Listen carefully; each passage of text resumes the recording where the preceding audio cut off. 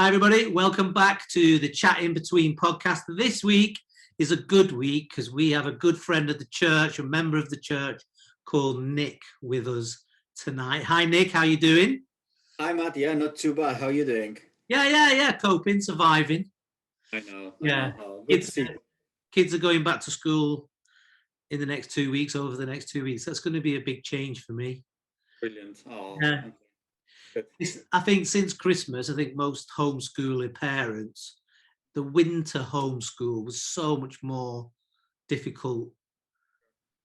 Just being winter and being cold and nowhere to go and just being locked in.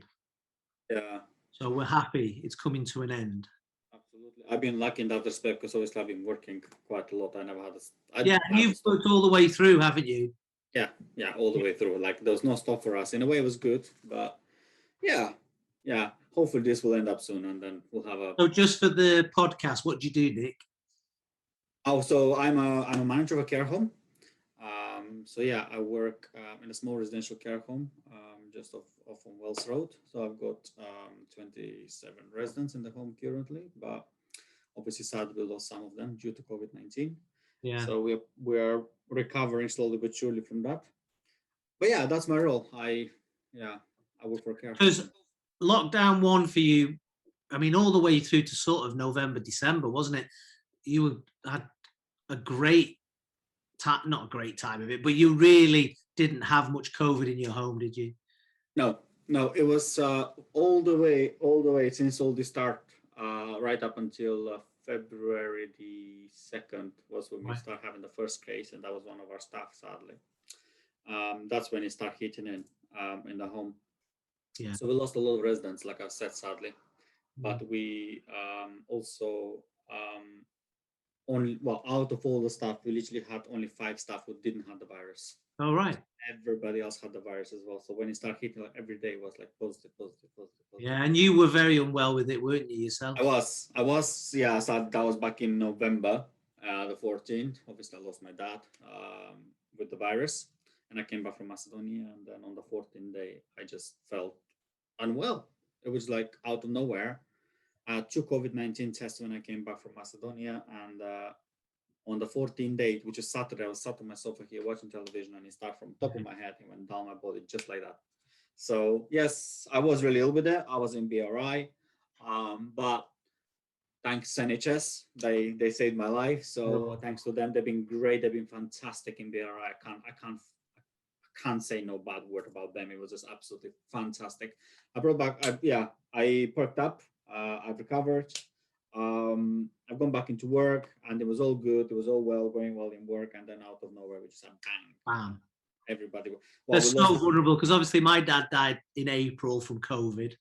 Yeah. And his care home was in that lockdown one, and they had a terrible time of it, and my dad was part of that. But they're so vulnerable, aren't they, to this incredibly strong virus? They are.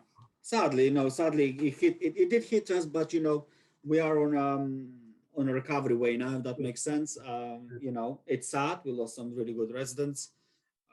But at the end of the day, we just have to keep fighting. And then, it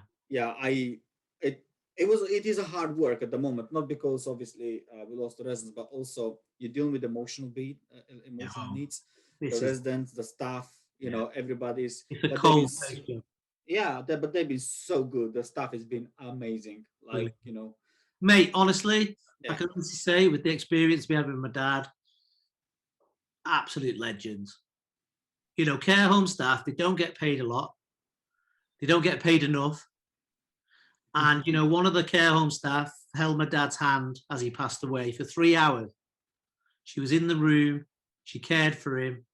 And, what a hero. And I think up and down the country, we have these men and women who work for you and yourself who are not celebrated. Nobody stood on the doorstep and clapped care home staff, but honestly, there are some people who have gone over and beyond the call of duty, especially for such small wage, average wages. They're dealing with so much. It's unbelievable. It was a scary moment, like when you're going to when I was called in one night. Obviously, I can't describe to what was going on. Yeah. But one of the nights was the hardest one in my life.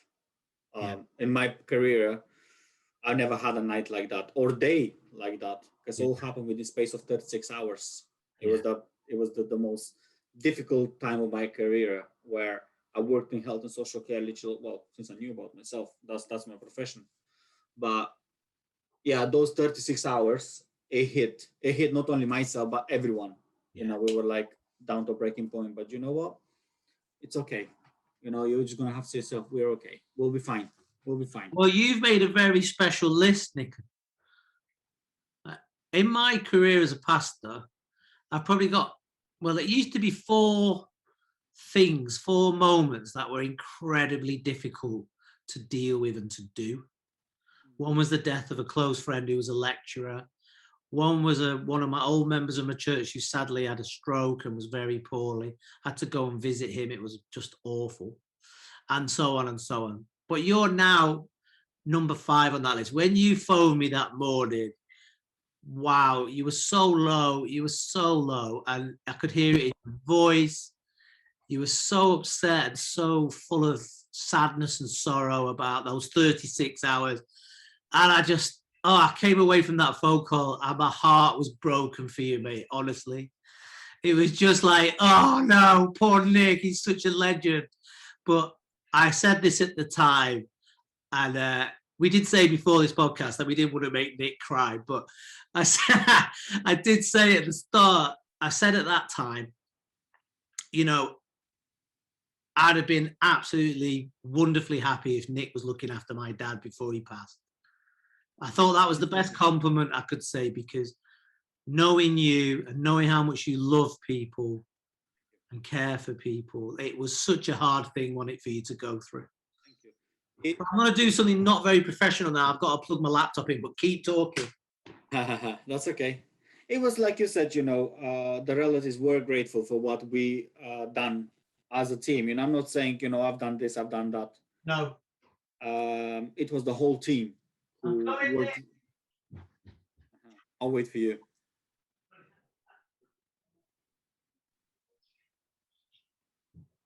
I'm coming, Nick. It's okay. I've got to go under the deck. Go on, sorry, keep on going.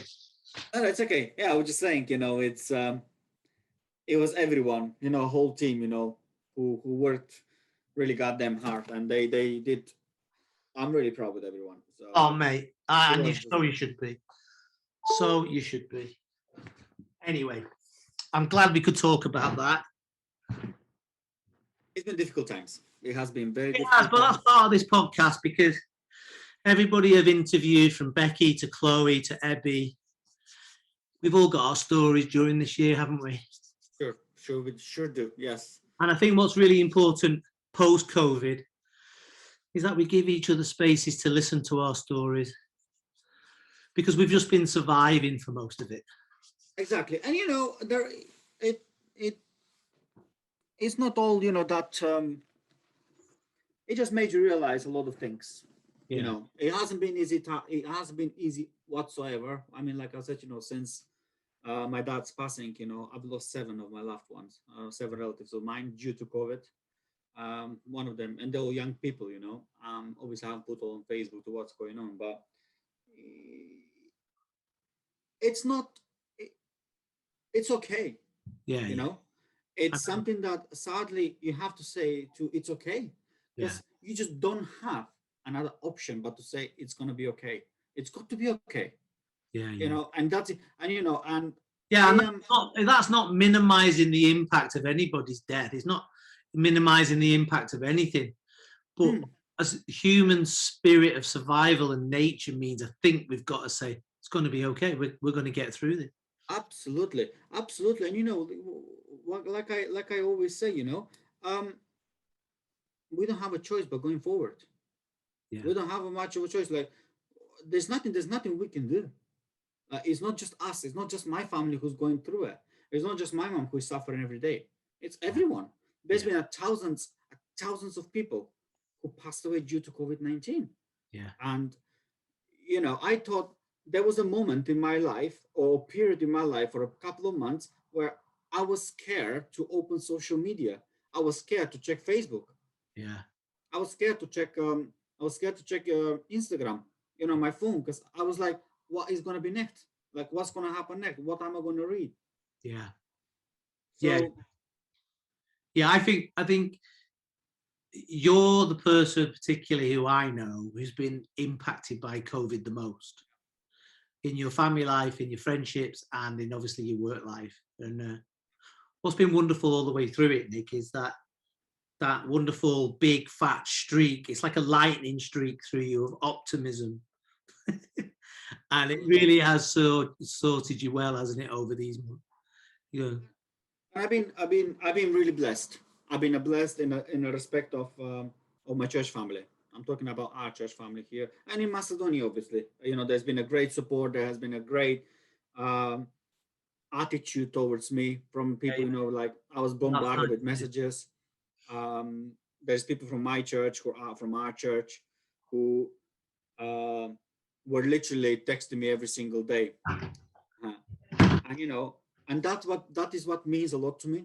Yeah, You yeah, know, the cariness from my church family, yeah. you know, from friends who I know, who, and that is proof once more that they are your close family. You know, that is the opportunity to say thank you to everyone, Yeah, I yeah. guess, in a way. You know, just, you know, say massive thank you to everyone who's been there when all this was going on.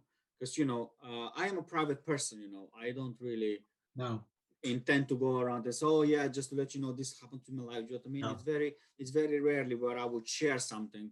You know, I like to help people, but I did used to find it really hard for me to express how I feel to other people. You know, Yeah, yeah. but sometimes, like you said when I called you, you know, and when I post something in a WhatsApp group, you know, it's okay not to be okay. It's okay to share that you don't feel okay, and I feel okay about that. I feel happy that I've shared that. It's No. easier, man. It's so much easier that Yeah, you've shared that. yeah, You yeah. know, because you'll be amazed what people can do about you. Do you know what I mean? So I'm trying to learn this more and more. I mean, I'm yeah, just 50 years old just recently, and I'm still learning. Um, I'm still trying to make myself share and share my weaknesses and share my pain. I think in the past I've been a bit too independent. I'm trying to protect people as part of my job, maybe. But actually, I think in the long run, it doesn't do you well to hold it all in. no, It I makes you agree. sick. I actually think it makes you sick. And only the last 12 months or something, I've been really trying just to say, this isn't easy. This is one thing I've learned in lockdown too, Nick. This isn't easy for me. I'm in a pandemic. I'm no different than anybody else. So Yeah, I need help. And, I'm struggling in my own ways and you're struggling your ways. But in the you're doing past, I great, think I would man. have held it in more. I think I would Yeah, have. you are doing great. I mean, you know, although yeah, we are struggling, but you've been out there, like, you know, you've been out there and helping people, and that's what is matter. Because, you That, know, and to be fair, that also helped. yeah, That's part of the healing process. So a long, absolutely. long time ago, I used to work in Manchester, working with the homeless. And I think that was probably the closest I've been to feeling whole as a person, body, soul, and spirit. Yeah, We used to worship on the street corner with my church family. That was Barnabas church family. And then we used to go out and feed the poor and look after prostitutes and whatever and tell them about Jesus sometimes, but often not. Take them to the doctors on the bus and blah, blah, blah, blah, blah. But I never felt so complete as a person. yeah, of So course. whole.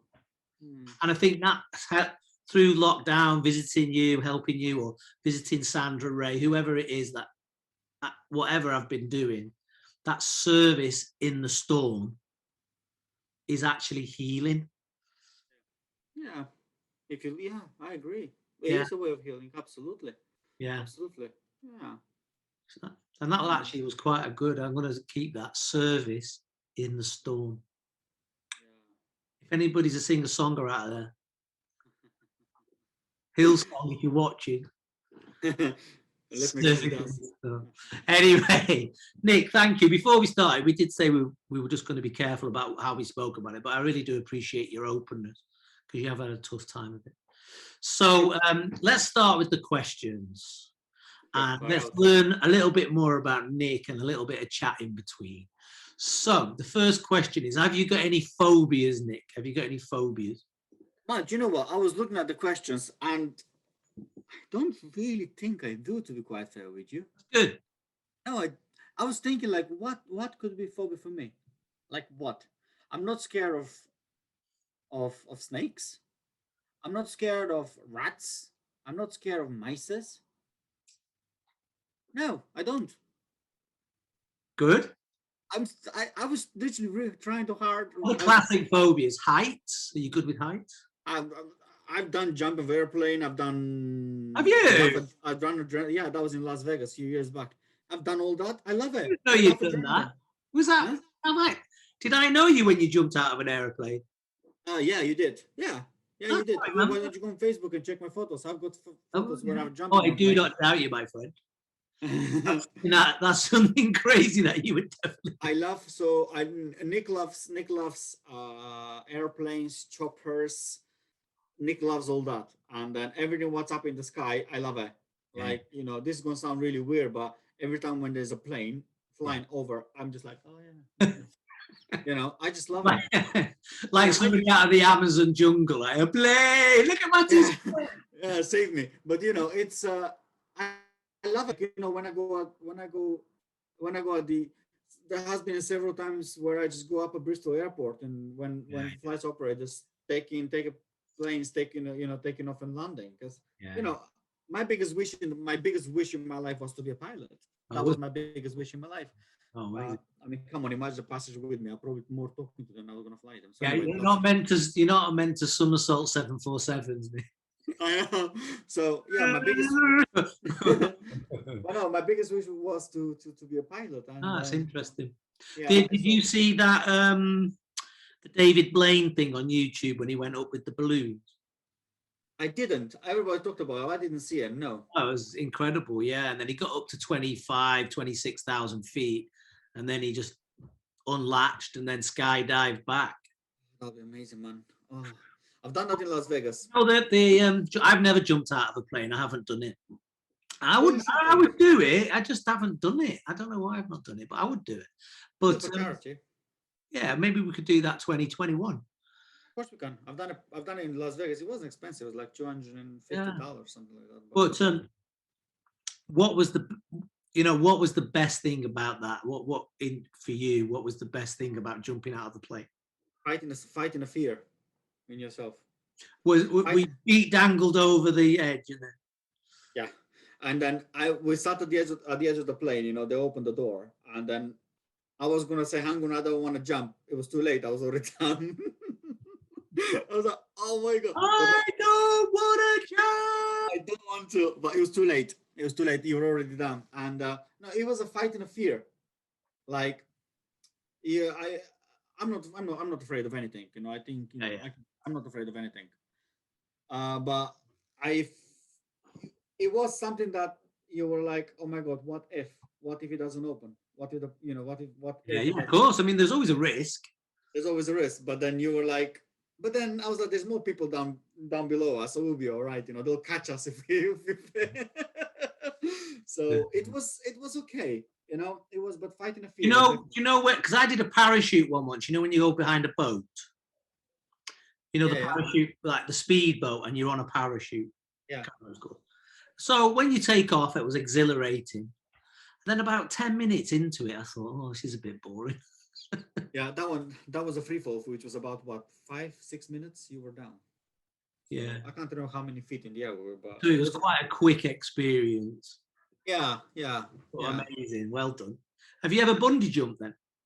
I haven't. That's my next step. That's what I want to do. I haven't done bungee jump yet, but that's I want to do. Yeah, that looks incredible. That would get your heart going, wouldn't it? Like, if you jump from an airplane, you can do that as well. Easy now. Yeah, you got experience. But that's good. I mean, the phobia thing. Well, I mean, I'm interested in this. Is why. I mean, I know people can have bad experiences, but at the heart of having a phobia, why don't you think you've got a phobia? What is it about Nick? I think, Matt, I think it's the experience in life, what you've been through. Like, I grew up in a village where It was a farm's village, and you will see anything in the village, like from snake to mice. You'll see everything in there. Do you know Yeah. what I mean? And then you like Normalize it. yeah, like dogs. I didn't. I lived in a yeah. I lived in a village where I was surrounded by animals all the time. Um, I guess I was brought in my life not to be scared of anything. Yeah, yeah, In a way, because at 2 o'clock when I was in Macedonia, 2 o'clock in the morning, like it was getting really hot in the summer. When it's dark, you just go out and water the plants because it's going to get really hot first thing in the morning, and there's no way you can survive under the plastic tunnels. yeah. So you can't be scared of the dark because you've done the dark, you've been there. Yeah, You know what I exactly. mean? Yeah. You know, And there's I also a greater need in the dark. The greater need is survival to eat. exactly, Yeah. yeah. So yeah, Or but yeah, minimizes the danger of the dark, doesn't it? Because you've got to be more than the dark for your own health and yeah, well. exactly. So I just guess it was the experience because when somebody says to you, "Oh, I'm scared of mice," well, I'm not because I've seen loads. I'm scared of snakes. Well, I'm not because I've seen loads of snakes and I've held a snake in my big snakes in my hands. Yeah. I'm scared of spiders. Well, I'm not because I see them all the time. Yeah, it's interesting, isn't it? You know what I mean? Or reptiles, and like I'm not worried. Like, do you know what I mean? Like I was trying to think really hard that question when I read it. I was like, "What is that? Yeah. What is that?" Nah, nothing. Yeah. No, it's so interesting to me. Phobias are interesting to me. Yeah. I mean, I've said it on the podcast before, I think, but my phobia is jewelry. I don't like holding jewelry. Really? Yeah. I don't mind. I don't mind like 1 kilogram of gold in my hands if you don't mind. I'd do it if it was like a brick of gold, but if it was a massive necklace, I said it on the last podcast, I'd be a rubbish pirate. Yeah, yeah, I bet you will. It'd be like my chest of gold. Somebody else pick it up. Yeah, no, I don't have phobia. Yeah. No. I know, I've always had that. And the kids know I've got this phobia. So occasionally, Gabe will walk past me and put his necklace on me or something. It's like, Just to annoy you. You've got such a happy life, aren't you? oh, man. Yeah, terrorized in my own home. Well, Nick, you haven't got a phobia. That is good news. I'm glad about that. So, Nick, if you went to your record player or went to your Sony Walkman or your Spotify, what is Nick's song? Oh, come on, that's easy. It's Shout to the Lord. Shout to, oh, let me get it on. I've just got to just do some tomfoolery this end. It's Shout to the Lord. That is my song when I heard it first time in Macedonia. It was in church, and that's when I actually became a Christian on that song. Sorry, say that again. In Macedonia. In Macedonia, when I heard that song, there was a group from America, and then they introduced that song to us for the very first time. Really?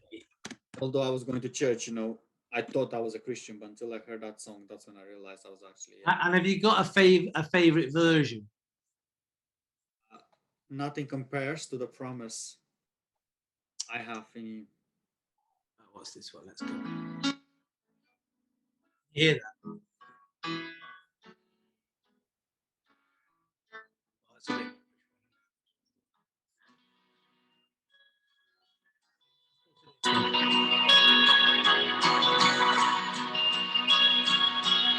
What is it about the lyrics that you like the most? What is it? On that night, was it a night? I presume it was.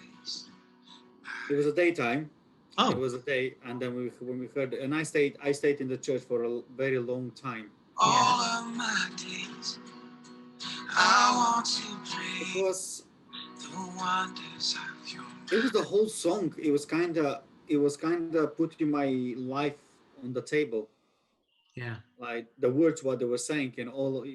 It was just like it was putting my life on the table about everything what the song was said. It was about me. Yeah, yeah.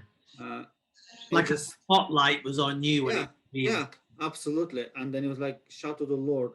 It was just like, you worship you. Yeah. I mean, Shout to the Lord, all the earth, let us sing. I just think it's interesting to try and explain that to people, that moment. I had a sort of a spotlight moment when I became a Christian, when the person on the stage who was speaking, it was literally everything they said was so pertinent to me, my life, everything. And it was like, I couldn't not say yes to God in that moment. It's your moment. Like it's like you're going through, shall I say, dare I say, you're going through that fire in your life. A moment where you're like, whoa, you feel so warm, you feel so hot, and then it's the feeling,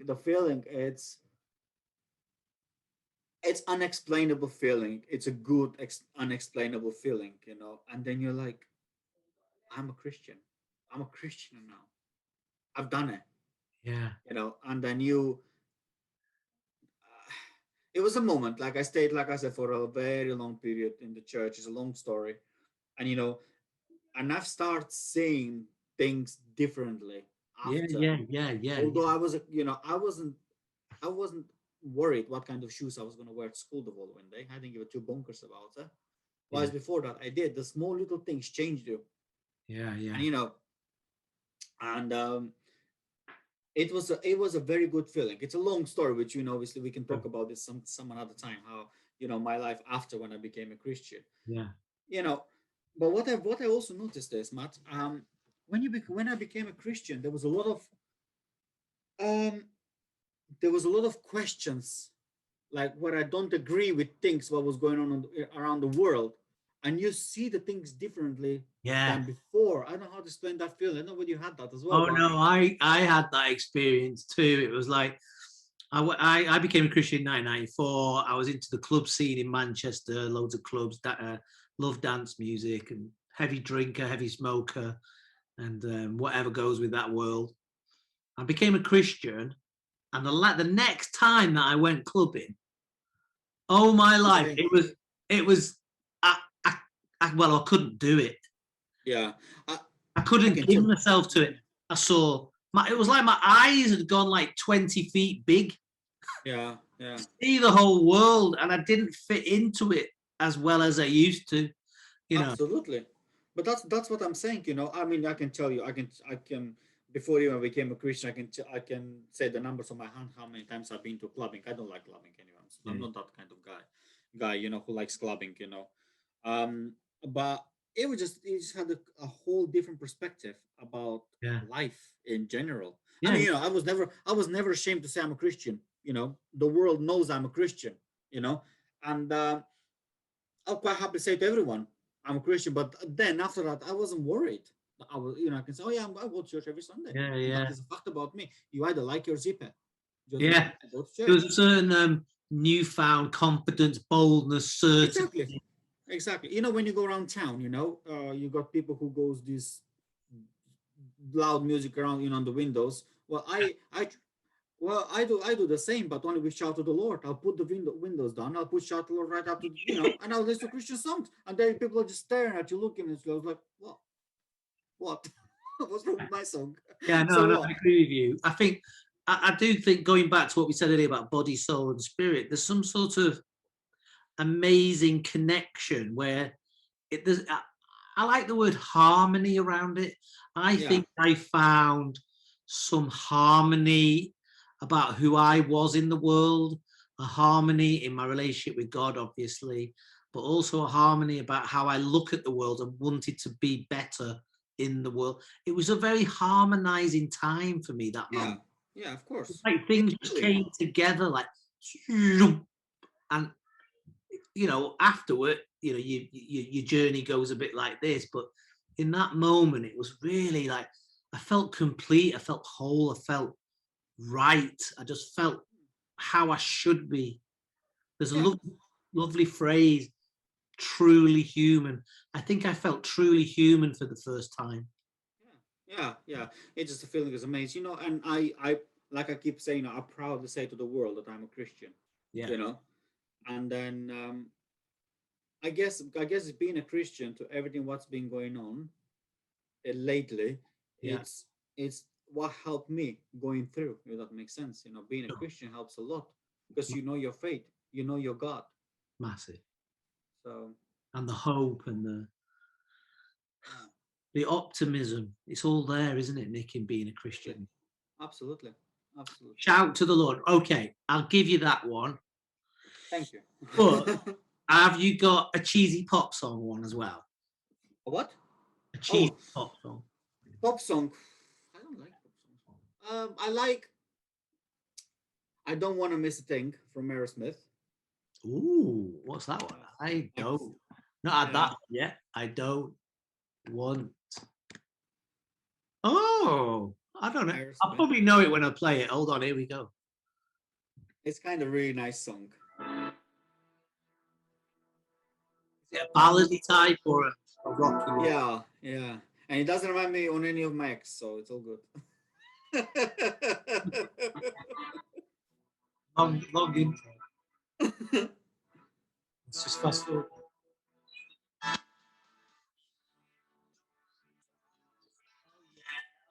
You know what? I didn't know it was called. And I don't want to miss a thing.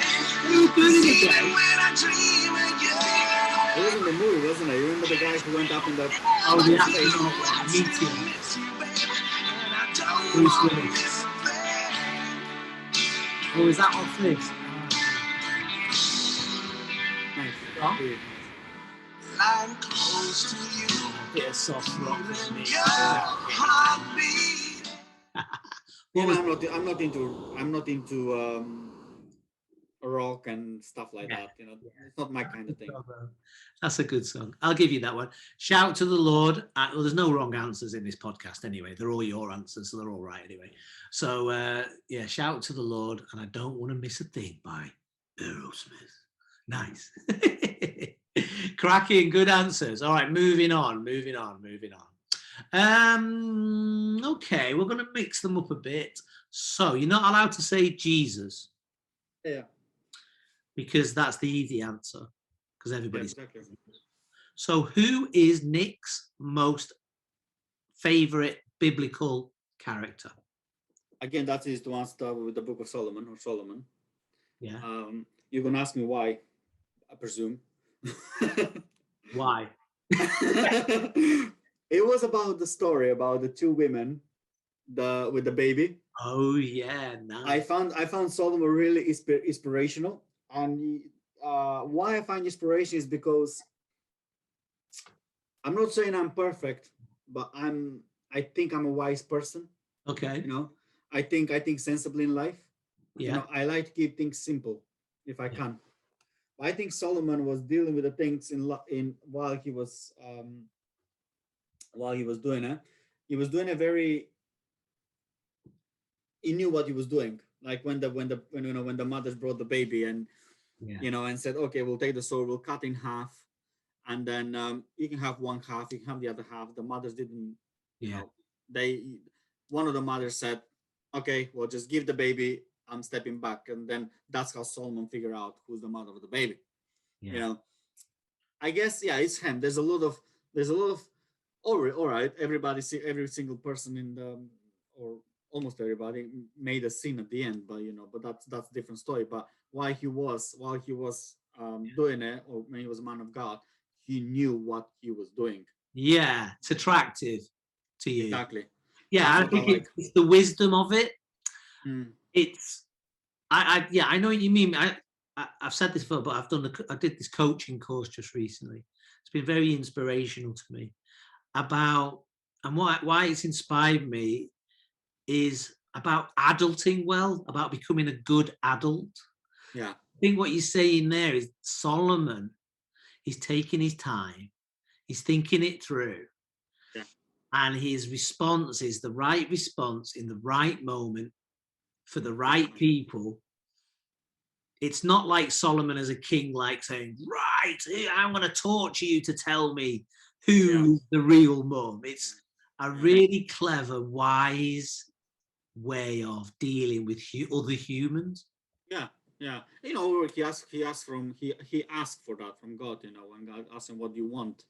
You know, he asked for to be a wise person, a wise man to bring the right decisions. And but that's what I found as inspiration. Yeah, you know? yeah. And do you find that you do that in your own life and try and do that, like that sort of Yes, coherent absolutely. response to Yeah. situations, to Yeah. think it through, to Yeah, and that's he's just amazing. He's just amazing. And there are on our time now, there's a lot of people who actually can give an inspiration, on Yeah. our time now, but the second person who has been really good and amazing inspiration for me, it's our president from Macedonia who sadly passed away, and he was from my village. He was yeah, a Christian. He grew up in our church. He's a Methodist, yeah, church family member. He was a president of the country. He died sadly in plane crash, and although he was a president in our country, I don't know, you can read for him. His name is Boris Strakovsky.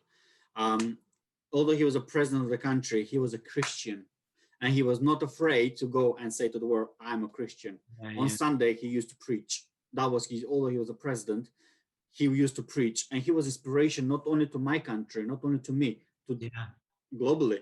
Like he was in America with George W. Bush on a meeting, and then out of nowhere, just both of them just suddenly disappear. They just went out and prayed in the chapel amazing. for a long period of time. He was a president, but he was a man of God. Yeah. You know, So what's attractive? Is it? It feels like authenticity. You're really attracted to people who are authentic and true. yes, yeah. I like people who are honest. I like people who know what they're doing, Yeah, and I like people what they're saying. And if I go back to Solomon, if you put in consider, because I was thinking about that question early on when I read it as well. So I was reading carefully what I'm going to answer to you. But if you put Solomon, if you put the president of my country, they were kind of thinking same. yes, Like the president, in 2001 when there was a war in Macedonia between Macedonia and the Albanians, um, the president had to think a lot how he's going to respond as a president or to respond as a Christian, and to you're in the middle of the war, you yeah, know he yeah, had to he had to think so clever how he's going to respond this, yeah, and he dealt with this so perfectly, yeah, like without no any further yeah. fights. It was just amazing, like what he done, what he Again, was you doing. see that authenticity. You see that clarity of thinking. You see somebody who is not quick to answer, but is Yeah, considered. yeah, Somebody considered. yeah, You know, they yeah, are absolutely, absolutely. in Solomon and the president. Yeah, Yeah. And like you say, at the heart of both those characters is a real faith in God. exactly, exactly. Yeah, until up to today, I still keep thinking about the president, the words what he done. When he used Yeah. to come back home in the village, it was just like a simple man. He used to say to the security, "Don't worry about me. The people here will look after me better than you." You know what I mean? Like he was just like free man. Like he would But just in go in your village, how many people would live in your village? So there is a lot of people moved away, Matt, but I would say 650 houses. Not big. But we know each other. The whole village know each other. Who is who. That's how it is. The community That was him almost tight. coming home. Yeah, Yeah. yeah, Oh, that's a great answer, mate. I love that one. That's a surprising answer. I don't think many people would quickly go to Solomon, obviously because he's human and he makes errors and he's close to God, far away to God. He's Solomon, he's human. But that's a really good answer. I really like that one. Authenticity, considered wisdom. yeah. Yeah, yeah, yeah. We all need to try and be a bit more like that, don't we? I do, definitely. That's what, honestly, through the coaching course, that's one of the big things I'm trying to do. I'm trying to be a lot more considered in how I present myself to the world and deal with other people. I think in the past, all good, but sometimes a bit too spontaneous and a bit too emotional, a bit too, I don't know. But there's a little bit of me that needs to improve, and that's one place where I'm trying to improve. Trying to think things Takes time, through. isn't it? It's good. Like you say, it's all health and it's all well-being. If you get it right, it does help you as a human being to be a better human being. So amen and amen, isn't it? Wonderful, great answer, mate. I love that one. That's a really good answer. So I was going to ask you what's your favorite worship song, but there's only one in Nick's life. Amen. But tell me about your love for, I might get the name wrong, is it the Gator family? Yes. So the Gator vocal band is one of my everyday thing. Like there has not been a day where I haven't listened to a song from them. So it's the Gator. Vocal band. And if you don't know them, go on Spotify. We'll play one. They are a very famous Christian touring group. They go around the world. Yeah, mainly in America. But like I always wanted to go. They do like a cruise ship where you're just gonna book yourself in and go on the cruise with them, and then like you got a whole 10 days of worship, And this is something what I always wanted to go to. Like that's my wish, and hopefully one day I'll make it successful. Post-COVID treat. Yes, absolutely. Like when you want sunshine to brighten up your day, but you find the clouds rain on your parade. Don't forget. You know what a day that will be when Jesus I shall see. From that song was written by Jim Hill. That's not a good example either. Do you like that one? Yeah. All right, let's play that one. The bloodstained banner from a bloodstained banner. Yes. Is this the one you went to Germany to watch? I can't remember which one did you see too. But didn't you go to Germany to watch a big American? Oh no, that was the Kelly family. That's another group. The Kelly. But they do play Christian songs as well. Oh, the Kelly family aren't Christian. No, they're not. No. Oh right. Oh, here's the Kelly family. Oh wow, I can see a picture of them on the screen. Yeah, so it's a big family. So you like the harmony, you like the. Yeah, absolutely. But the Gator vocal band is one of my favorites. And like the one we love at church is Mark. Mary, did you know? Mary, Mark Lowry. Mark Lowry, and he works with the Gator band, I think. Of course, yeah. He left. He's doing a solo. Yeah. Yeah, but Mary, did you know? Yeah. And it was I don't know if you know the song "What a Day That Will Be" when I Jesus I shall see. It was from Jim Hill, and he was with Gator vocal. Okay. Band. Yeah, he passed away. They are actually a very, very influential Christian band, aren't they, in America? They're massive. Absolutely. Because I think they do like Christmas specials. Yeah. And stuff like that. Yeah. Bill and Gloria Gator, there we are.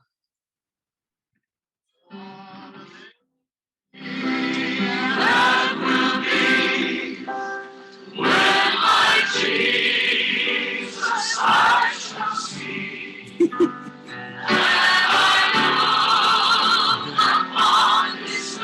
That's what I love about these podcasts. You get such a great mix of music, from Hillsong, contemporary, to this, to traditional harmony band. Yeah, and they have a big impact on you. Like even if you're not a Christian, you can just listen to their songs.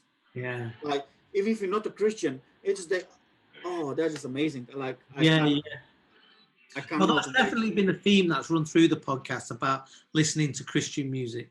Whether you're a Christian or not, there's something just very uplifting and community and just optimistic about Christian music. Absolutely. Absolutely. More people need to listen to it, I think. Well, we listen to different songs. Why non-Christian kids to our songs? That's great. So Shout to the Lord is obviously your favorite. And then anything by the Gator family. Anything goes on, I'll have it. So in Macedonia, I'm interested in, Christianity over there. Is it predominantly Catholic, Orthodox? Or is it atheistic, humanistic? What does it look like for you growing up? So the main religion in Macedonia is Orthodox country. It's Orthodox country.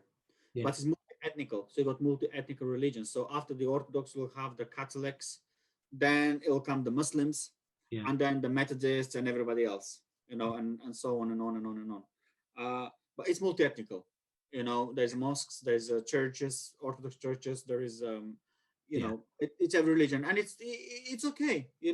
It's okay. Whenever church opens, it's a good thing, regardless of what kind of church it is. Yeah. But it's multi-ethnical. So in my village, where I'm coming from, you got the Orthodox Church, the Methodist Church where I come from, and the evangelistic church. So there's 3 churches in my village. Huh. So yeah, it's and what, say if you went to church on a Sunday morning, how many people would be there? Depends on the period. Summer holidays, people can be on holidays, but my church is about, depends on a good Sunday, can be about 30-40 people. Yeah, but in a village of 600 people, and then obviously you've got the evangelical church and the other types of churches as well. Yeah. So faith is still very much part of Macedonian life. Then. Sure. I mean, there is a villages back home who they got only Orthodox churches. That's this is just an Orthodox village. But in mine, there is it's 3 churches in my village where I'm coming from. Yeah. Now, one of the privileges we've been able to do over the years is do the Operation Christmas boxes, haven't we? Operation Christmas boxes, yes. I know. And interestingly, Nick was a recipient of one of them, weren't you? Was when I was a child. That feeling was amazing. That's the first time when I saw what actually toothbrush is. A toothbrush, a toothpaste. I didn't know what it was. Like I thought it was a white color to paint. That's what I thought it was at the beginning. Yeah. First time some toys. The feeling, man, you were just like, yeah. You remember the toy you got? Did you get any toys? Yeah. There was like a little toys, giraffes and etc. And I still got them. They're still in the village back home. Nice. They're still under. Yeah, they're still under my bed. I still got those toys. There was a lot of stuff. There was in my box was from a person called Samantha Taylor. I still remember the name right up until today. That's amazing. Yeah, and it was Samantha Taylor. If you're listening to this podcast, text Nick. It was Samantha Taylor, yeah. Was she from America, UK? Or? I think it was American. Person. I can't remember. My teacher, who she tried to help me as well, but we couldn't understand the writing, what it was said with the address. There was a address in there. I must have the card somewhere at home still, but yeah, it was the feeling was amazing when they told we got shoebox coming in. We couldn't sleep for weeks. Because over the years, there's been a little bit of controversy around the organisation. So I really love the outworking of it, like the outcome. So when I hear your story, and irrespective of what goes on in America or the UK, I don't even know. I'm not even bothered. But irrespective of what's going on, to hear what it did for you as a boy, and the excitement and the introduction in some ways to Christian giving and all that. That's the outworking of it, isn't it? It's incredible. I mean, to receive a present like that for somebody who comes from very poor village, who have had nothing, the feeling, it's amazing. Yeah. Like the feeling is huge. But for you to be able to see somebody receiving that gift, you will know what I'm talking about. Yeah, 100%. You have to experience it. I can't tell you what the feeling is, because now when I have a chance to give something to somebody, you've got to see the happiness in somebody's face, and then you will have the feeling what I've got. Yeah. I suspect that it's one of the most purest moments of your life in a way, in the sense of like when we receive Christmas, there's a whole barrel of expectations. True. You're giving it for you. It was like you had no idea what was coming, and it was just like, hey, this isn't right. We were like debating in school with the kids, what is going to be, what they're going to give us, what is would there be, what's going to be in there, sweets, pens, chocolates, money. We don't know what it was in there, and then we have like thousands of questions. And instead of having classes with the teacher, we'll question the teacher what's going to be in the boxes. Do you know what I mean? Yeah. And then it was all about, when they told us, it was around Christmas time, and then it was all about what's going to be in the shoe boxes. We didn't care about the classes anymore. That was gone. We cared about what's going to be shoe boxes. And when they finally came, it was like, oh my God, they're finally that big truck pulled up in the school. No, because the funny thing is, this end, you know, you put in the socks and you put in, because we're so wealthy and entitled, and we have so much over here, most of us do anyway. Like, you put the socks in and the gloves in and the little toys and the pencils and the retractors and you just think, really? I mean, you know, there's no iPads, there's no mobiles, there's no laptops. It's pretty basic stuff, and it's an incredible thought that you are then opening up there and just finding this amazing treasure and box of light, isn't it? Yeah, I have no idea. And you know, obviously it's March now, but people out there, if they haven't thought about doing shoe boxes, just do them, because you have no idea how you can make somebody happy. That is, yeah, it's just amazing. If somebody can do it, they can. You know, I mean, this opportunity to say thanks to Esther, because she's been always there. We've done the shoebox together. You know, I've been very unorganized. You know, I always say, Esther, what we doing about the shoebox this year? She goes, Nik, pain, and she's have a go at me, but then we do it together. And then, you know, so she's been great supporting me about the shoeboxes. I was like, Esther, you know those shoeboxes? Here we go again.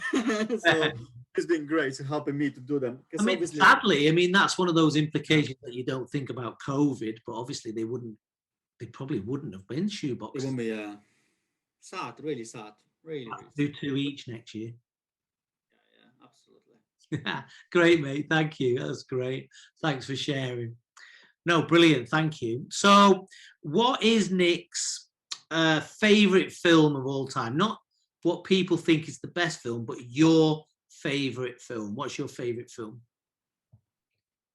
There is a lot of movies or films.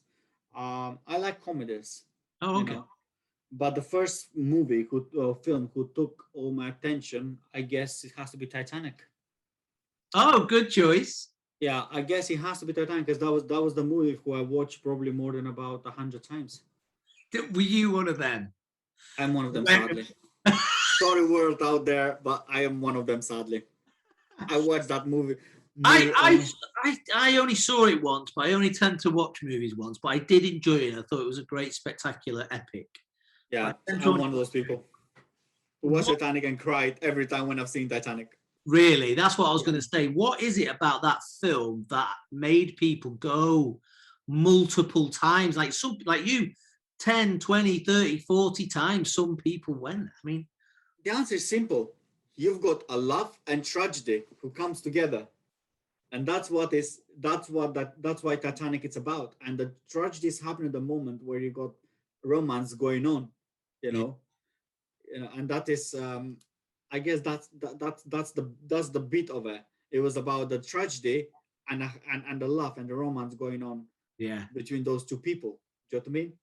And it was like when the romance was going on, it's like you live in a town, in a big town where they were hiding each other in do you know what I mean? Although it was a ship, do you know what I mean?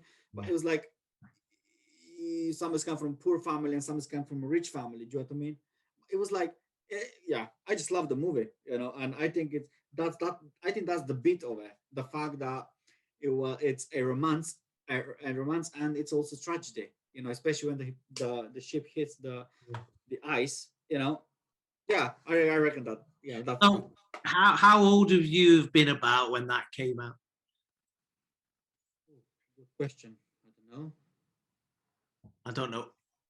How old is Titanic? Whenever it came out? Titanic. Here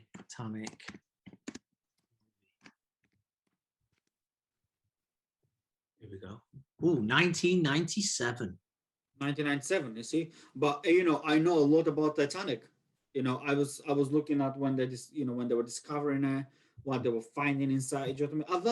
I watched all of it, like all of it. Do you know what I mean? And it's not just about the movie; it's what was going on after and before the movie, like when they were trying to find Titanic where it was. Yeah.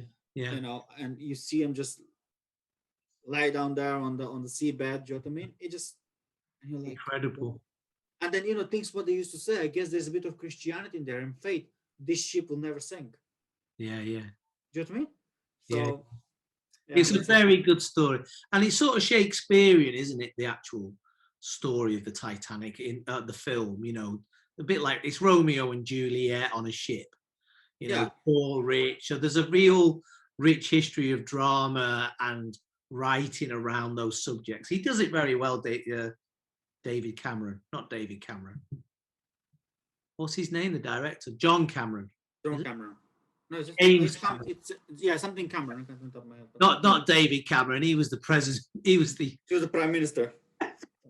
Yeah. Oh, I wouldn't like to see David Cameron's version. He definitely wouldn't have mixed with the poor people. Yeah, I know. Oh, that's a really good choice, though. Really good choice. And I suspect it's the same answer to this question. Is that the film you've watched the most? Yes. Yeah. Easy answer. Yeah. It was incredible. Some people like yourself. I didn't personally ever want to go and see it again. I thought it was great, but I didn't want to go and see it again. But then my friends were going, "Oh, yeah, I've seen that 6 times, 7 times, 8 times." I watched all the time when I was in doing with your life. You know? No. Yeah, it was a very powerful movie, and I think it was the beginning of really big special effects as well. The CGI, you know, how they found it, how they discovered it, and then what they've done, the way yeah, how it started. and then you know, how putting the ship together like it would have looked like at the time. So the detail in the movie is really great, isn't it? About the ship itself. It was the biggest ship at that time. I actually saw a pic, bizarrely. Do you know when you go on the internet sometimes and it says, press this to see 30 strange photos of the past? Do you know? I don't know if you've ever picked, I do. And it was a photograph of the iceberg that sunk the Titanic. Really? Yeah, about 2 hours after the Titanic sank. No, I don't know how long, that might have not been true, but another ship came, and down the side of the iceberg was like paint, which would have come off the Titanic. So they took a photograph of it. If you Google it later, you can see the iceberg that sunk the Titanic. Yeah, I'm going to look at it. Good answer, mate. I like that one. I love it. That's a good one. We've not had that one before, so well done. That's a good one. All right then. So what is it about church that you love? I'm not going to go into details to what happened in the past, but I was going to work, Sports Direct at that time when I used to work once a week. And I was passing through our church, Church of Nazarene. And something happened, it used to be Sunday where I used to go start my shift for 11 o'clock, and I was passing by and I've seen people going in and out.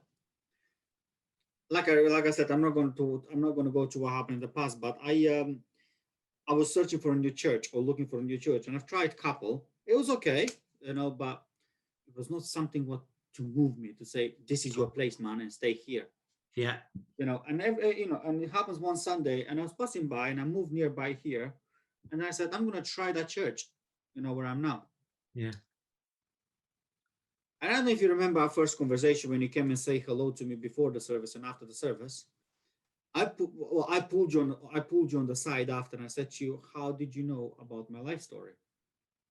Okay. And then you said to me, what do you mean? Yeah. I said to you, everything what you spoke out there today, it was about me. It was about me. That's good. And then you were busy. You didn't pay much of attention on it, but that moment made me realize that I've found my right church. Okay, that's amazing. For me to worship, and I've told you that I repeat that on a couple of occasions. But what does church mean to me, our church right now? If I say that it means the world, that's not going to be the right answer. I think it means everything to me. Yeah. Why does it mean everything to me? It's because it's a true church family. It's a true inspirational, helpful church family. Yeah. I am, when I go into church on Sunday morning, I feel happy. Yeah. I feel that it's Nik. I've been myself in the church. You know what I'm like. I go to church, I say hello to everybody, I know everybody as much as I can. You're a good fit in our church, a really good fit. Yeah, I'll go and annoy everybody, squeeze everybody as much as I can, and then I will just sit down and I'll listen to the service. What I do love a lot about our church is the worship.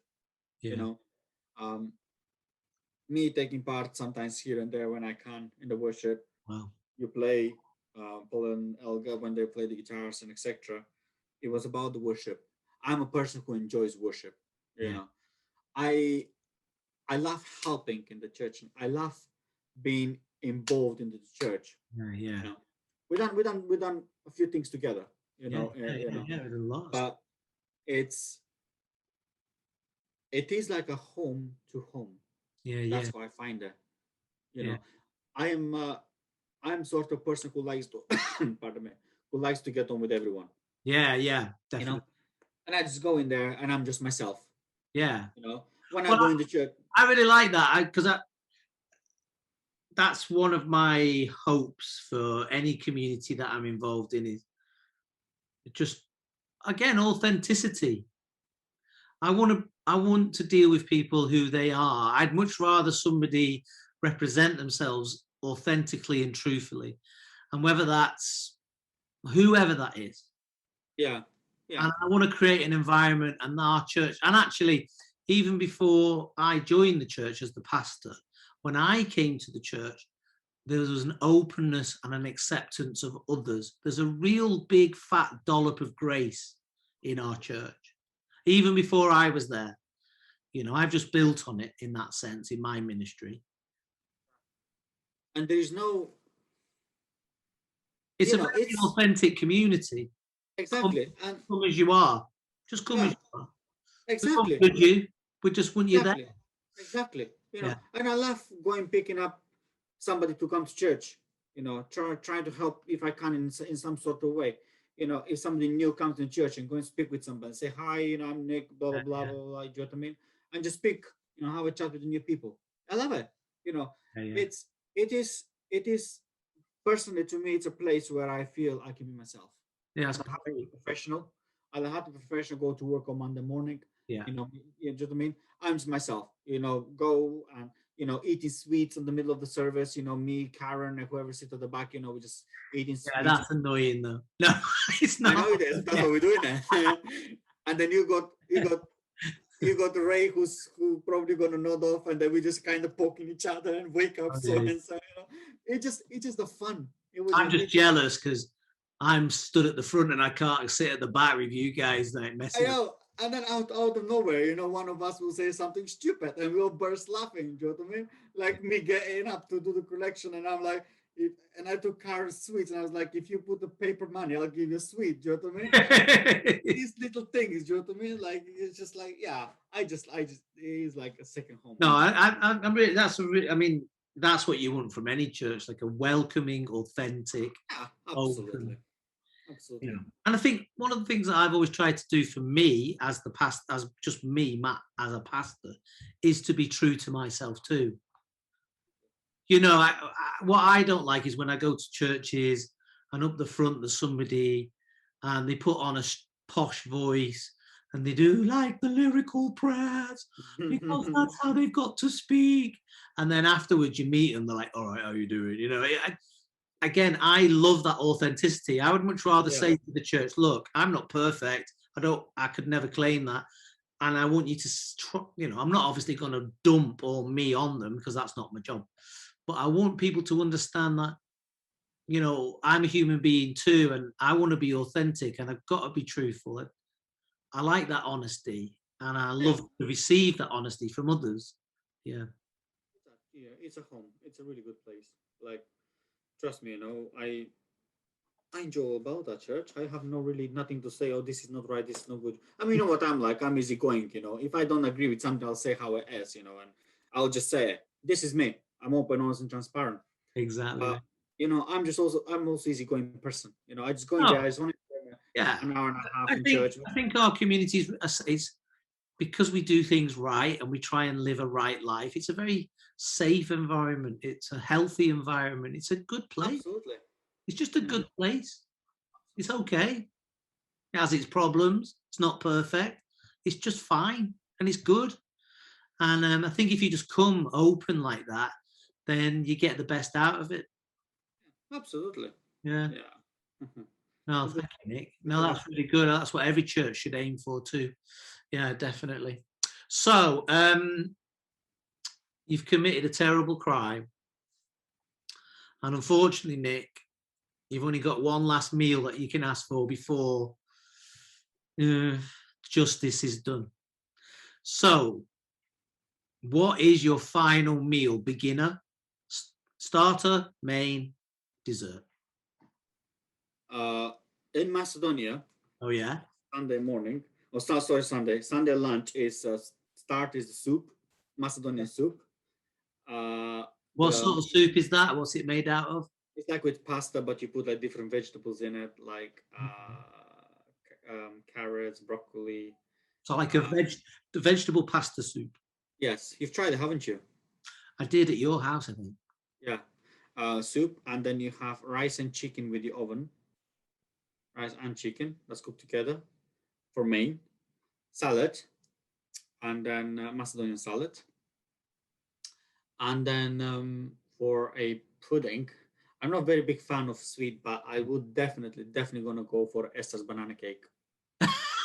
If people don't know Esther, she's one of our church members. And guys, if makes you don't cracking banana cake. Yeah, and if you don't know Esther, you're more than welcome to contact her. She makes amazing cakes.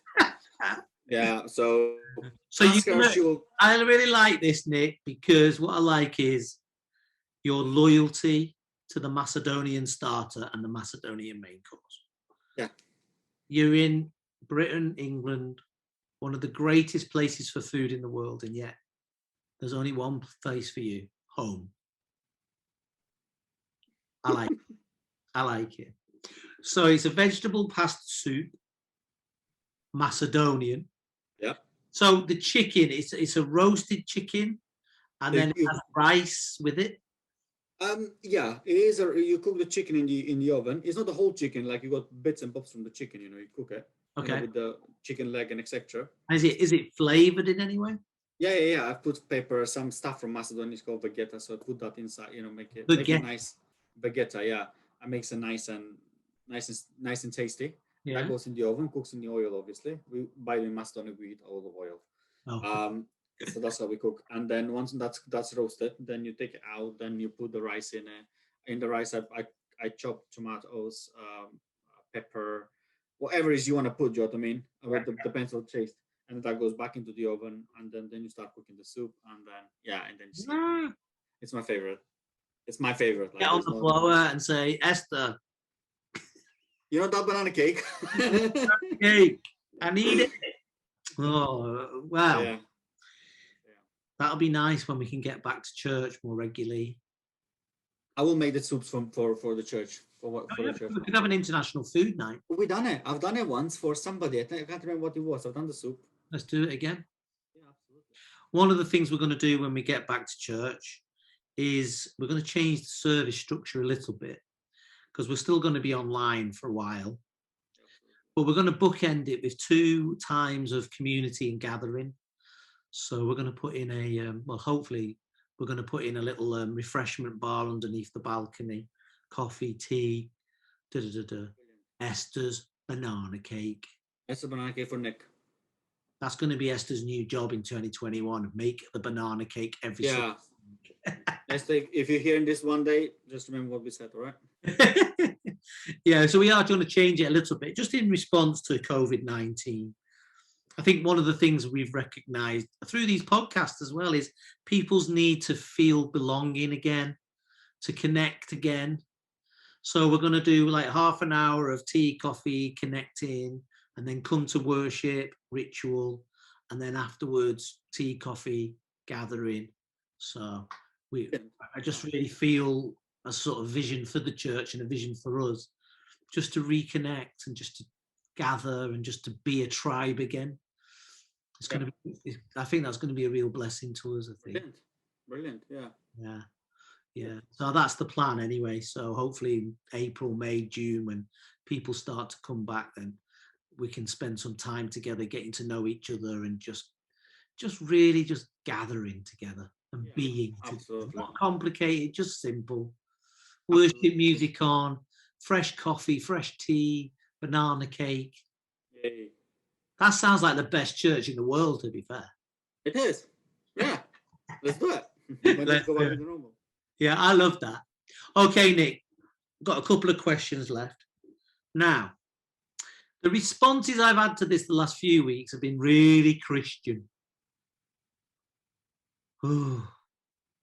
If you won a lot of money or you inherited a lot of money, what would you do with it, Nick? Depends on the amount. A lot. We're talking 400 million. Oh God. Oh. Well, you know, more than 1 million and enough. You can do whatever you want with it. Okay. Honestly, I'm gonna speak. I'm not gonna say, oh yeah, because I'm gonna do that. I will definitely gonna get a house, a nice big house with a swimming pool and etc. Oh yeah. Yeah, I like that. And That's good. Secret. That's a good start because the last few ones they've been like, let's start a charity. Yeah. No. Second, first, a house with a swimming. Yeah. I like it, Nick. I like it. Yeah. I will probably gonna go. I'm probably gonna buy a couple of villas in Tenerife and anywhere else. I'm gonna holidays. Nice. And then with the rest of the money, I've got one wish which I really, really want to do, and that is a Christian thing. And you're gonna, yeah, I have. No, it's okay now because you've done the selfish thing first. Yeah, now you can do the Christian thing. There is a couple of things what I definitely want to do. I'd like to do our church. You know, build what we spoke a couple of years ago. Our church just to do the flats and make it another floor up, you know, build that. Because I was really intrigued about that. And that's what I really want to do. And if I had the mind, that's definitely what I'm going to do. Yeah. Like in the first instance, I'll say, come on, let's do the meeting. How much it's going to cost us? And then just do it. Oh, I love it. Do flats, you know. The next thing is, although it's going to be a lot of money, I'm going to invest, employ people to work and help in a way. Not just give, but they to work for you and help. Yeah. Do you know what I mean? Me helping them by their working for that money. Do you know what I mean? Yeah. And then my passion is kids, and I'm probably going to spend a lot of money helping kids. Of course you do. That's my passion. I love kids. And obviously I would think that you would do some stuff in Macedonia, wouldn't you? Absolutely. That's definitely a yes. Kids are my passion. Really like that. I really like that. I like that. I mean, I think you're right. I think like home security is so important, especially as you get older, to have your own home and to be safe and to know that you've got that set in stone and it's so good. I think that's really important. I've been watching on YouTube, and it might be worth having a look, but there's these people in America and some who go to these American mansions, 10 million, 20 million, 40 million, and they go around with a camera and they show you these amazing buildings. However, not one of them have I thought I'd move there. They're so big and cold. They feel too big. Yeah, I would like a massive thing. I want a nice home, and a home is, where is my family going to fit? It's not exactly. It's, you know, a big house, sure. A swimming pool, yeah. A gym, a golf course, yeah. But at the heart of that, there's got to be a home. A family, absolutely. Yeah, family, yeah. No, cool. Well, no, that is an allowable answer because you did a bit of Nick first and then you went Christian. So yeah, that's fine. Yes, but we have got like these. It's always good in church to have crazy sky blue thinking plans. We'd like to put a glass box on the front of our church so people can see in and it's welcoming. And they can see us worshipping and projecting. We've had ideas of putting, flats in the top to help people to rent out, just to do it up. I mean, you know, you'd really need a lot of money to do it. But it's nice to talk like that. And I think in those, you never know, the dreams could come true. Yeah, for sure. I mean, like I've said, you know, we spoke about this couple of years ago, and that never went off my head, you know, and that's what it's been bugging me for a while. And I was like, oh, I wish we could just do that. Do you know what I mean? Like make it flat, you know, you're thinking business here, because obviously I work, all right, I'm a caring person, but also thinking business as well. Yeah. You know, and I was like, oh, well, if you do that, then at least we can rent the rooms for, you know, and then help church, you know, to pay for the heating, for, you know, help absolutely pay for the bills, pay the pastor, and do you know what I mean? Yes, please.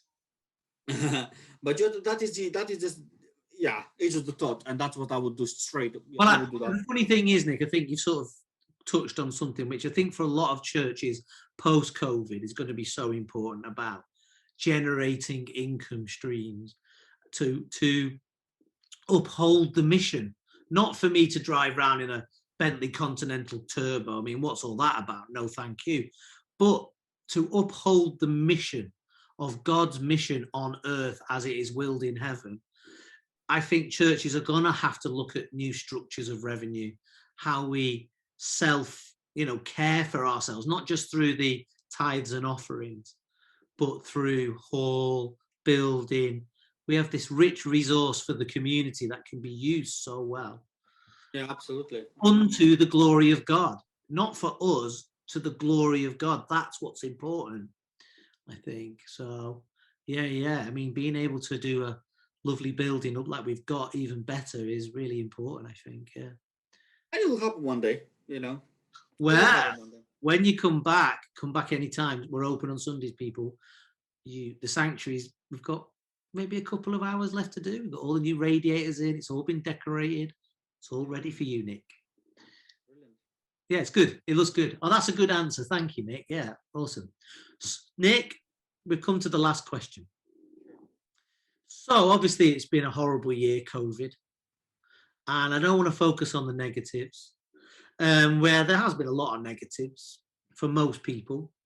But I want us to be hopeful and optimistic, as I know you are, and I know we want to be. So out of all this craziness, out of all this COVID madness, what is something that you want to hold on to? What has been something that has been good during COVID that you've been reminded of or seen for the first time?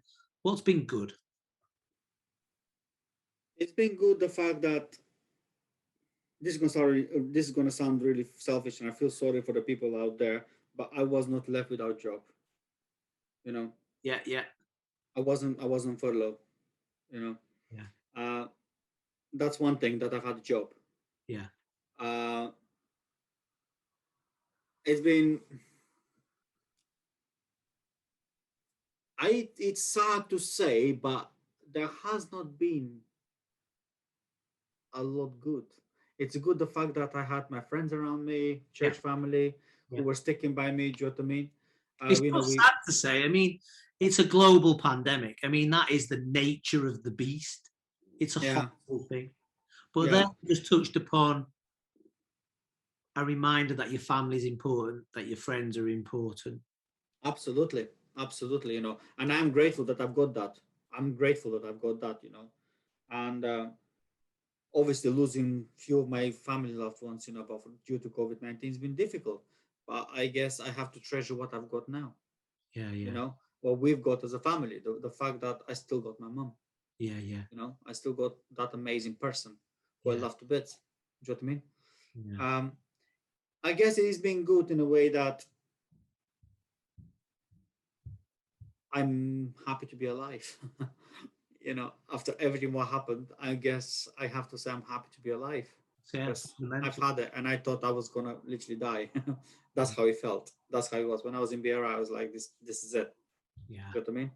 I have to be grateful that God gave me a chance to say to me, I don't want you up here yet. You got to stay down there, because you're not ready. You got to know Matt as much as you can. So that's, again, and we can just sort of pass that off, but actually it's actually a very profound thing that you've said there, because we've said it before in the podcast. Life was very busy before COVID. It was a rat race, and it was hard work to be a modern person in the UK. It was pulling us this way and that. And so to say it's reminding me that it's good to be alive is so much more impactful and deep than it's very important that to recognize, wow, this is okay. This thing called life, it's good. I'm glad I'm alive. I'm good. It's great. I'm alive. Of course, people who've been through COVID-19, it's either, when you have COVID-19, it's two things. You're either going to die or you're going to live. That's it. There's no other option here. You're either going to get through it or you're going to die. Okay? people who experience COVID-19 in their personal life, whether they had it or they lost somebody, sadly I had them both. But to experience COVID-19, to have that disease in your body Yeah. for that period of time, it will, Matt, I don't know about other people, but it will teach you to accept the true meaning of life. Yeah. Because it did teach me, man. It did teach me big things. Yeah. You know, I didn't care about anything. Yeah. I was excited about obviously I got my car not a few months back, do you know what I mean? Yeah. All right, I bumped it, but it doesn't matter. Yeah. But then when I was left here on my bed, on my sofa, it didn't mean nothing to me. Yeah. Literally nothing. Everything what you had, it didn't mean nothing to me whatsoever. Interesting. I didn't care for that period of time. I didn't care what I was wearing. I didn't care what I was look like. Do you know what I mean? I didn't care what kind of phone I had. I didn't care what kind of car I had or how much money I have. Do you know what I mean? For first time in my life, I didn't care about that. I was thinking about, oh my God, this is the value of life for me to be able to get healthy again. And when I'll get healthy. I didn't care about anything. I had the questions whether I will survive. That's what worried me a lot. Amazing. It's an amazing way of looking at it. Very profound, very fundamental to get to that point where you were just in a sort of COVID vacuum and it's just you in the world, nothing else. Yeah. Strip back to the basic Nik, just having gratitude for a breath and having gratitude for and thanksgiving that you're alive. It's profound, mate. It's profound. It's a good way. It's a good way. It's a good way to end the podcast. It's a really profound thought. Yeah. Awesome. Nik, thank you. It's always a pleasure to see you. And one of the things I've enjoyed about these podcasts is being able to spend an hour or so in other people's company. Post-COVID again, when did we ever get a chance to do this? Very rarely. So it's been a real pleasure to be with you and a pleasure to hear your answers. And I am glad that you're alive too, Nik. Thank you. I have promised to myself, I will take my mom on a holiday when all this is over. I have to take her. Bless her. But no, Matt, it's been a pleasure. It's been a pleasure. Thank you for being with us, Nik. I'm going to press record, but don't go away because I'll just after the record I'll press it. So thank you, Nik. It's been amazing. See you soon. Bless you. Amen. See you, mate. Bye. Amen.